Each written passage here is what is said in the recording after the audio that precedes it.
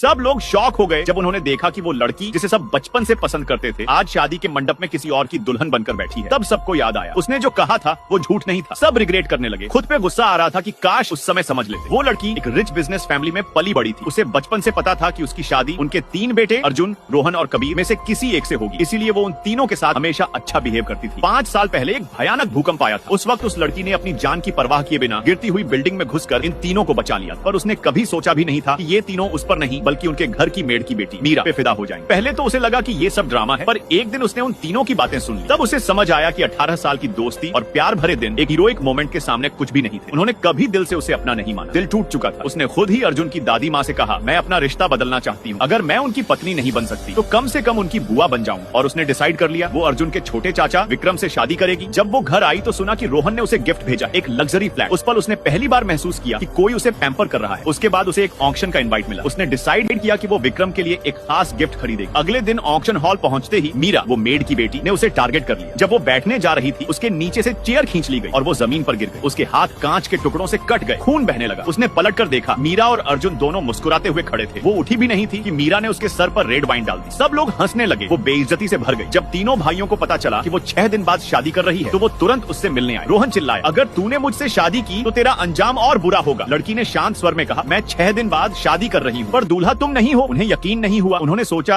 ये सब एक ड्रामा है, उसका एक और अटेंशन स्टंट। वो उसे समझाने लगे, तुम हमारे बिना कुछ नहीं हो। लड़की ने बिना जवाब दिए उन्हें इग्नोर कर दिया। ऑक्शन में उसने एक ब्रेसलेट खरीदा 1 करोड़ रुपए में। मीरा ने फिर एक चाल चली। उसने तीनों से कहा कि उसे पीरियड पेन हो रहा है और सैनिटरी पैड्स लाने भेज दिया। जब वो चले गए मीरा उसके पास आई और बोली, तुम्हारा ब्रेसलेट प्रिटी है, दिखाओगी? लड़की ने इग्नोर किया तो मीरा ने जबरदस्ती हाथ से ब्रेसलेट खींचकर जमीन पर फेंक दिया। लड़की ने गुस्से में एक जोर का थप्पड़ मारा। तभी अर्जुन, रोहन और कबीर वापस आ गए। मीरा रोकर बोली, मैं गलती से ब्रेसलेट गिरा बैठी, दीदी ने गुस्से में मुझे मार दिया।